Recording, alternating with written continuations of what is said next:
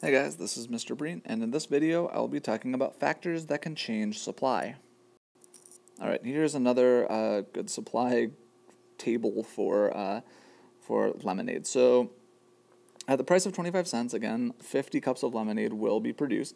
At a price of 50 cents, 70 cups will be produced. At a market price of 75 cents, 100 will be produced. At a market price of $1, 140, and at a market price of 125 cents, 180 cups of lemonade. So again, notice that as the price goes up, the number of cups of lemonade produced by producers will go up, and that gives us this positive correlation between price and quantity. Remember, for suppliers, a higher price is a good thing. It's not a price they're paying, it's a price that they're receiving because they're the ones selling the good.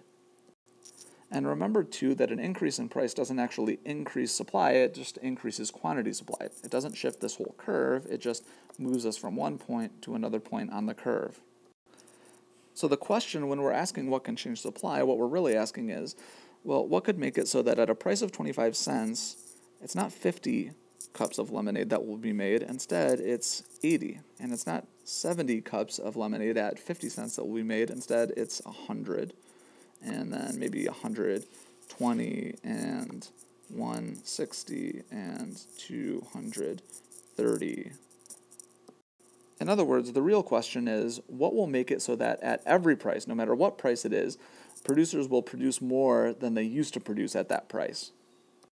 Before I answer what could possibly cause this, let's take a look at what this would do to the graph. So at the price that we used to have, this is how much we used to make. At this price now, suppliers make more, so they make out here. And at this price, suppliers used to make this much, but now supply increased, so they make that much there. And at this price, this is how much suppliers used to make, but now they make this quantity, which is higher up there. And actually, we're just going to get this line that has moved to the right. Now notice that I know that this looks like the graph has actually moved down vertically, but when we say that supply increases, what we're really saying is that at every price, quantity is higher. So at every price, we're going to move to the right, to the right, to the right, to the right. So when supply goes up, it moves to the right. Same for demand. It also moves to the right when it goes up. But I'm pointing this out especially for supply because it looks like the graph is moving down vertically, but vertically is not our orientation. Our orientation is horizontal.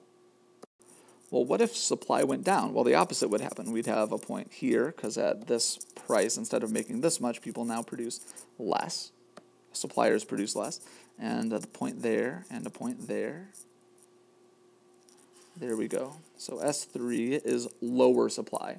Again, I know it looks like the graph has moved up, but it's actually moved to the left. At every price, less quantity is being supplied. So what kinds of things can change supply? Well, lots of things can change supply. A change in input costs can change supply. So if input costs go up, supply is going to go down because it's now more expensive to produce that thing, and so producers won't produce so much of it. But if input costs go down, supply will go up.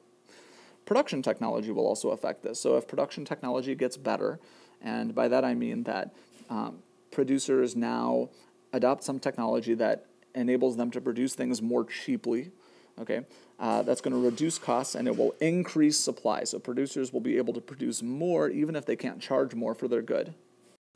Global supply will also change things. So let's say that the government puts a new tariff on something. Well, that's going to lower the supply of that thing. Or let's say that some country undergoes economic development and they have lots of new factories.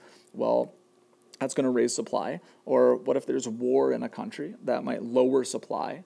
Or a natural disaster in another country might lower the supply of something. Okay, location can affect things as well. So certain locations are a little more remote, places like Alaska, Hawaii, Siberia. They're just farther away from raw materials and from production facilities, so it's going to be, the supply there is going to be a little bit lower. Government actions can also influence supply, so a new tax could decrease supply. If we decide to tax gasoline or something like that, tax producers of gasoline, then that would reduce the supply of gasoline.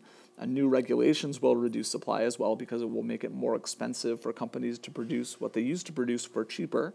Okay, subsidies, which are basically payments from the government to encourage the production of something. So maybe the government pays somebody $1 for every unit of their good that they produce. That will increase supply. I do want to point something out about subsidies, which is that a lot of you guys think of subsidies, if you've ever heard of subsidies, some of you think of them as, oh, the government pays somebody not to grow food. And certainly the government actually has done that, but this is not what I mean when I say a subsidy. A subsidy is just a payment by the government to a producer per unit of good that they produce. Producer expectations can also influence supply. So just like consumer expectations can influence demand, if producers expect the price to go up in the future, they might not sell as much now. Instead, they'll save it if they can, right? For milk, this wouldn't work because milk goes bad. But if it's the kind of good that you can save, put in the warehouse, they might save it until prices go up later. Or if they expect prices to go down later, they might actually sell as much as they can now so that they're not stuck with that product when they would have to sell it for a smaller amount of money. And quite simply, the number of firms will affect supply. So if some firm goes out of business, then the supply will go down. And if a new firm comes into existence, then the supply will probably go up. Now, just like with demand, notice what doesn't change supply. Demand does not change supply. That might seem counterintuitive. After all, if demand goes up, you would think, well, businesses will now supply more because demand has gone up. But what's really happening is if demand goes up, the price will probably go up. So what suppliers are responding to is not a change in demand, but they're really responding to the change in price. And as you know, a change in price will not cause a change in supply, just a change in quantity supplied. It will just move us from one point on the supply curve to another. Remember, too, that producers are not in the business of just satisfying customers. That's not exactly what the point of the producers is. That's not their goal. Their goal is to make a profit.